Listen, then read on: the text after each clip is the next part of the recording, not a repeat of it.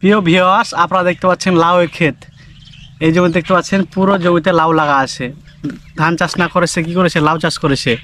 এবং কৃষিতে যে অনেক লাভ সেটা আপনি দেখতে পাচ্ছেন যে কৃষিতে কী করতে হবে, আধুনিক কাজে চাষ করতে হবে এবং বেকার বসে না থেকে চাকরির আশা না করে লাউ চাষ করেন। এই যে এখানে কি দেওয়া আছে, একটা চালা করা আছে। এগুলো তার নয়, এক প্রকার সুতা বলা যেতে পারে। সুতার উপরে একটা চালি আকারে বানিয়ে নেওয়া হয়েছে এবং এগুলো মানে লতগুলো ছড়িয়ে দেওয়া হয়েছে এবং সেখান থেকে ফল হয়েছে। এই যে ফল, অনেকে জমিতে বিভিন্ন জিনিস লাগায়, বাট এটা হচ্ছে ব্যতিক্রম জিনিস, তাই না? হ্যাঁ, অনেকে জাস্ট এই মাটিতে গাছ লাগিয়ে দিয়ে সেখান থেকে অনেক ফলন আশা করে নাকি, কিন্তু সেরকমভাবে তো যথেষ্ট ফলন হবে না। এরকম যদি আপনারা চালা করেন তাহলে অবশ্যই ভালো ফলাফল পেয়ে যাবেন, ভালো সবজি আপনাদের।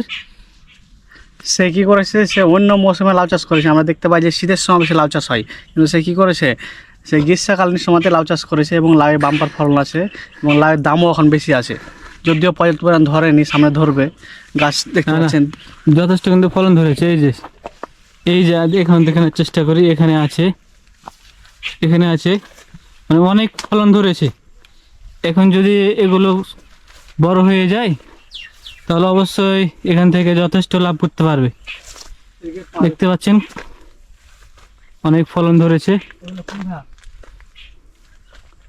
এই যে চাল কুমড়া, এভাবে এগুলো চাল আকারে দেওয়া হয়েছে, চাল কুমড়া যেহেতু, তাই না? এদিকে এদিকে এদিকে লেখা, এগুলো হচ্ছে চাল কুমড়া। দেখতে পাচ্ছেন এই যে জালি পড়েছে, এইদিকে জালি পড়েছে। এখন যেহেতু অনেক রোদ পড়ছে, এগুলো গাছগুলো অনেকটা নরম হয়ে গেছে, সকাল হলে ঠিক হয়ে যাবে। আমরা একটু বাইরের সাইড থেকে দেখানোর চেষ্টা করি এটার ভিউটা। এই যে এই যেটা নষ্ট হয়ে গেছে,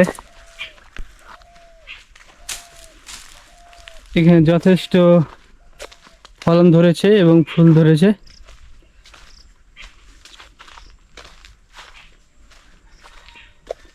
দেখতে পাচ্ছেন ভিউটা।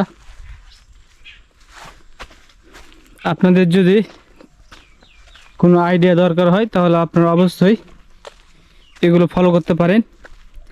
এই পাশে ধান চাষ করা হয়েছে, যেহেতু জমিটা একটু তুলনামূলকভাবে উঁচু, তার জন্য তিনি ধান চাষ না করে এই চাল কুমড়া চাষ করেছেন। এই যে জমি, ওপাশে ধান চাষ করা হয়েছে, ওপাশে নিচু জমিতে। এই জমিতে কিন্তু সহজে সেচ দেওয়া যায় না। আপনারা জানেন যে ধানে কিন্তু ঘন ঘন সেচ লাগে, তাই বুদ্ধিমানের কাজ করেছেন ইনি লাউ চাষ করে। যদিও আমরা